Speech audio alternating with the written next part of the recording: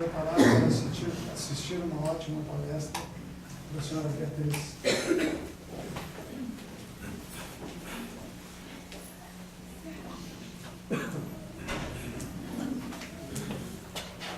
Boa noite.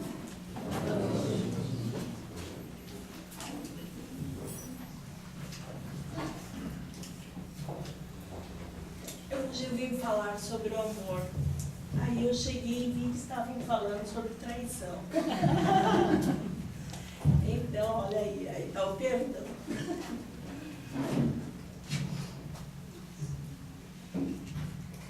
Deu, né? Acho que agora deu. Bom, hoje eu vim falar sobre o amor. Mas primeiro eu quero falar sobre Deus. Lá no Livro dos Espíritos, na página 51, na questão 1, Allan Kardec pergunta o que é Deus. E os Espíritos respondem: Deus é a inteligência suprema e é a causa primária de todas as coisas. E na página 53, fala os atributos de Deus. E fala que Deus é eterno, é único, é imaterial, é soberanamente justo e bom, e é imutável. Mas para mim, Deus é energia pura, Deus é amor, e Ele está em tudo e em todos, em toda parte. Ele criou o universo, criou o nosso planeta, criou toda a natureza, tudo que existe. Criou o átomo, uniu a ele o princípio inteligente, nos deu o livre-arbítrio e saímos para a nossa caminhada, para a evolução do amor. Emmanuel e André Luiz e Emmanuel, através da mediunidade, nos dizem nos livros que existem 5 fases da evolução do amor. Uma começou com a interação atômica, a polarização sexual. Essa foi no reino mineral. A segunda, no reino vegetal, foi da polarização sexual ao instinto sexual. A terceira, no reino animal, foi do instinto sexual ao sentimento. A quarta, no reino hominal, foi do sentimento ao supersexualismo. E a quinta é dos seres angélicos, que vai do supersexualismo ao amor divino. Então, nós não temos o amor como uma conquista assim, de uma hora para outra. É um trabalho que está sendo feito durante várias e várias encarnações. Eu acredito que milhões de encarnações, porque é muita coisa para aprender. Nessas encarnações, a gente vai descobrindo o sentido da vida, o que ela nos oferece. E descobrimos, então, várias formas de amor. Não dá saindo direito. Várias formas de amor. E aí, no nosso dia a dia, nós temos o amor entre casais, que garante a procriação. Nós temos o amor maternal, que é um dos amores que eu acho que é o mais bonito, que pode nos dar uma ideia melhor do amor divino, porque nós ainda não temos essa capacidade de entender esse amor, que é muito grande e abrange a tudo. Daí tem o amor paternal, que é o amor de pai, o amor filial, que é o amor dos filhos, e o amor fraternal, que é o amor que dizem ser o que Jesus, o que Deus quer que tenhamos, quando tudo toda essa reforma for feita, essa transformação. Muito quieto.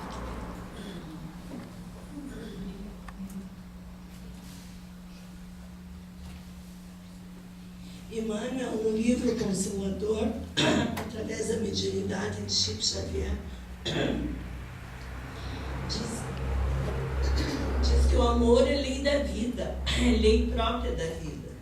E todas as criaturas, todas as coisas se reúnem ao Criador dentro do plano grandioso da unidade universal. Não sei o que está acontecendo, gente. Me desculpe.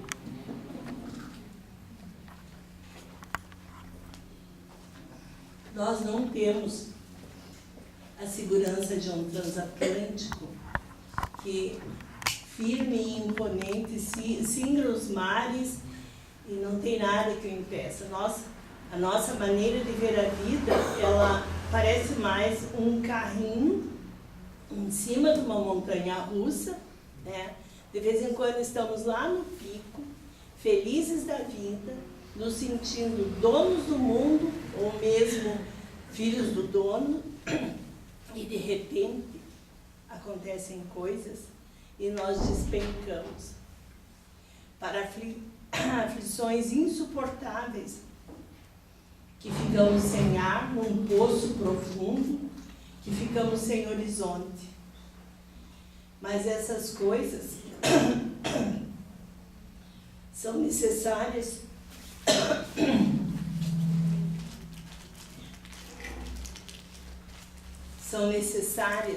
para a nossa aprendizagem. Nós temos que procurar ver o belo aí. Jesus, quando ele estava na Terra, ele não perdia um momento para ensinar. E aí, uma vez, ele estava caminhando com os discípulos e passaram por uma carcaça de animal. E os discípulos queriam se afastar logo, porque o cheiro era muito forte e tinha muita mosca ao redor do animal. E Jesus, aproveitando o que estava acontecendo, disse para os discípulos: vocês viram que dentes bonitos tinha esse animal?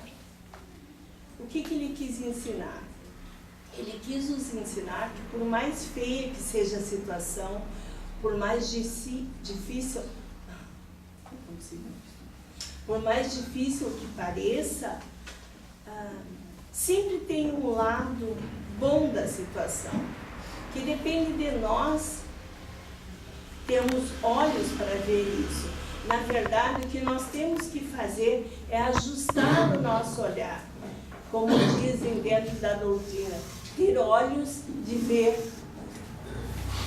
Porque, na maioria das vezes, ainda somos habituados a, quando acontece alguma coisa, a ver só o lado negativo, só o lado ruim. Só que todos esses acontecimentos difíceis são necessários, porque nós estamos trilhando uma estrada da evolução. E para que nós possamos trilhar essa estrada, nós precisamos de exercícios. E é isso que a vida nos apresenta. E cada vez, porque estamos no lugar certo, com a pessoa certa, na família certa, para trilharmos a nossa evolução. E cada vez que se apresenta um problema, por mais difícil que seja o problema, nós temos condições, usando a nossa inteligência, de resolver. Só que muitas vezes a gente não ergue a cabeça, não ajusta o olhar, como Jesus ensina, para ver o que é que nós podemos fazer naquela situação. A vida é muito difícil, eu sei. Mas ela é difícil justamente para isso, porque se resolvemos um problema agora, na semana que vem vai aparecer um mais difícil. E na outra semana resolvemos aquele, um mais difícil, porque estamos sendo preparadas para irmos cada vez mais porque com isso nós desenvolvemos a inteligência e com isso nós estamos, como a amiga falou antes, resgatando velhas contas do passado. E também o que nós estamos fazendo, nós estamos nos preparando para situações maiores.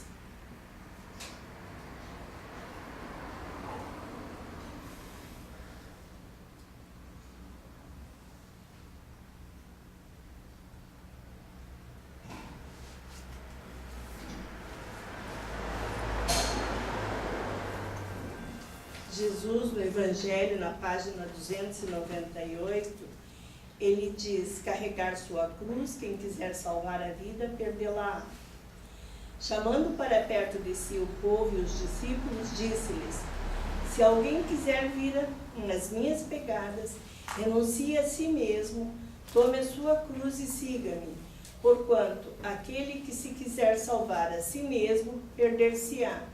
E aquele que perder por amor de mim e do Evangelho se salvará.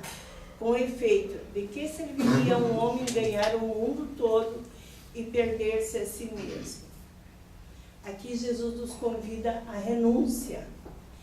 Mas a gente lê e relê, porque nós espíritos vivemos lendo e relendo as obras. Então, às vezes a gente se pergunta que tipo de renúncia ele nos pediu. Mas a renúncia que ele fala, aquele que renunciar a si mesmo, é renunciar às negatividades do nosso ego, renunciar ao egoísmo, ao egocentrismo, ao orgulho. De que forma?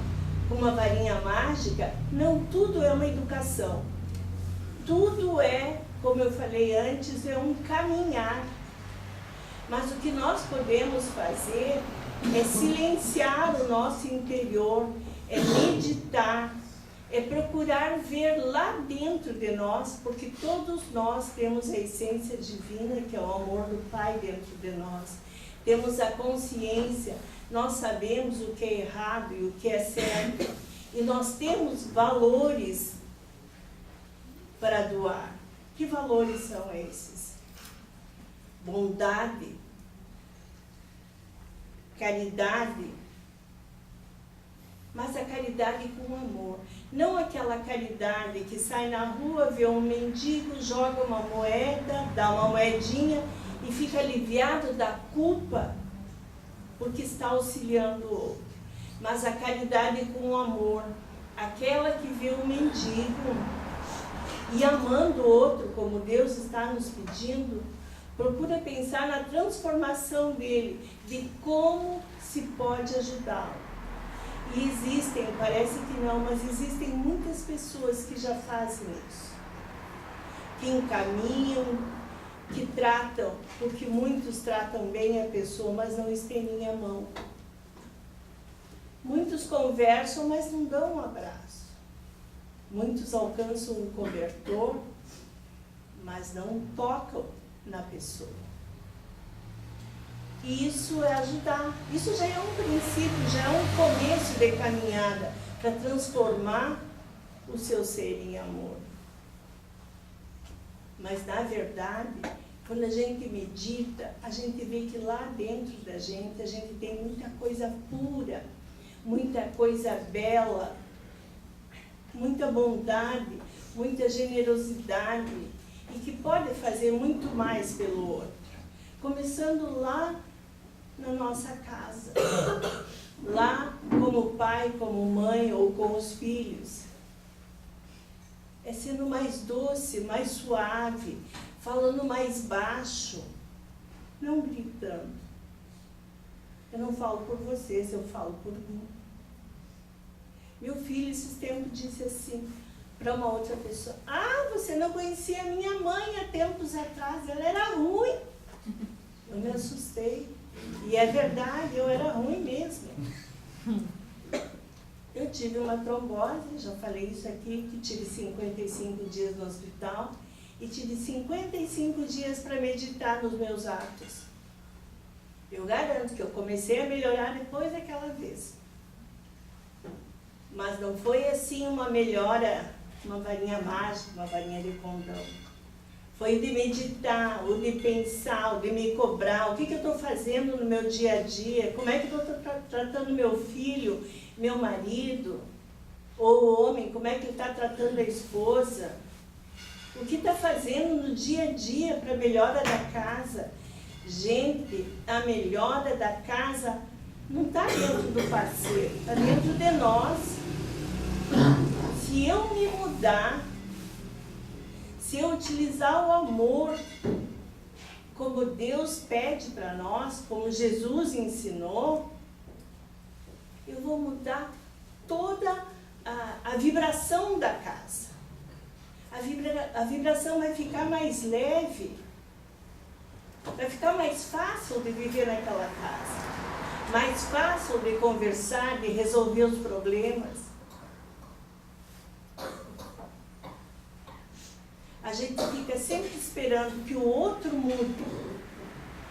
A gente não se dá por conta que o outro é como é. Ele está em determinado tempo da evolução dele e ele está dando o que ele pode e o que ele sabe. E nós também estamos fazendo a mesma coisa. Mas vamos meditar, vamos orar, vamos vigiar, vamos nos questionar no que podemos melhorar, no que podemos auxiliar, não só lá na nossa família, mas no nosso trabalho. Ela falou em traição também. Hoje em dia existe muito no trabalho. Um fazer tudo para ficar livre do outro, tomar o lugar do outro. Eu sei disso, eu tenho filhos que trabalham e que acontece isso com eles. Então, o que a gente tem que fazer? A gente tem que ficar atento no nosso dia a dia. Para que se a gente quer um mundo melhor, e todos nós queremos, e estamos caminhando para um mundo de regeneração, cada um de nós tem que fazer a nossa parte.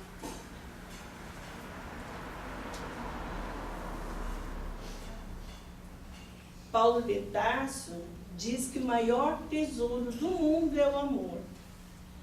Já Pedro diz, acima de tudo, porém, tendes amor intenso uns para com os outros, porque o amor cobre multidão de pecados.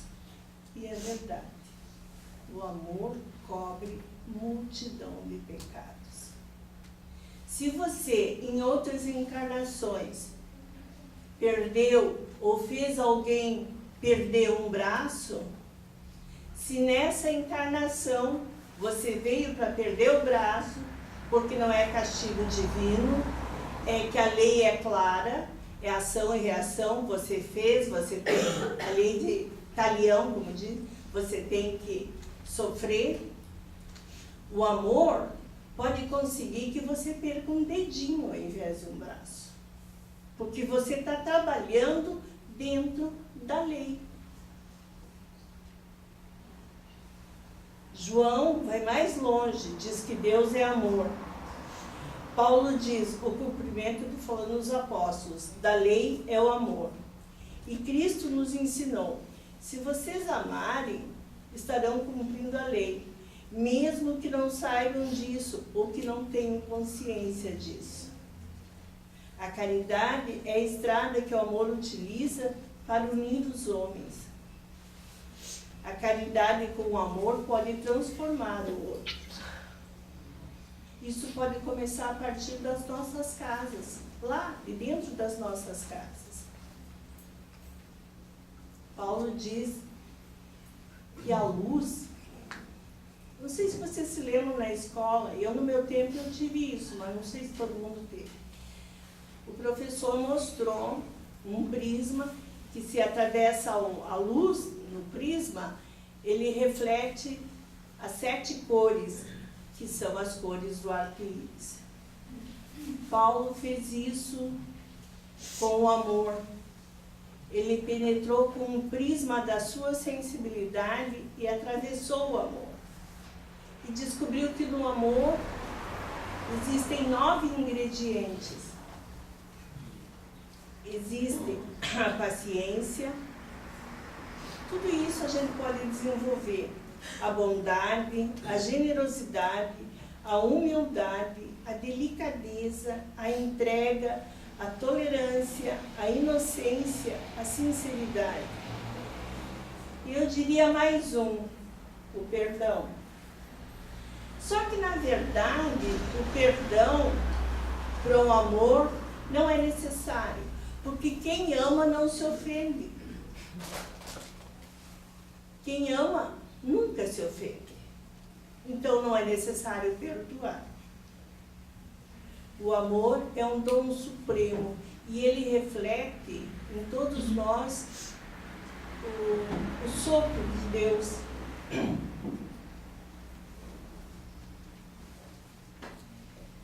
Então eu acho que está na hora de nós pararmos com procurar ver só o que não é bom.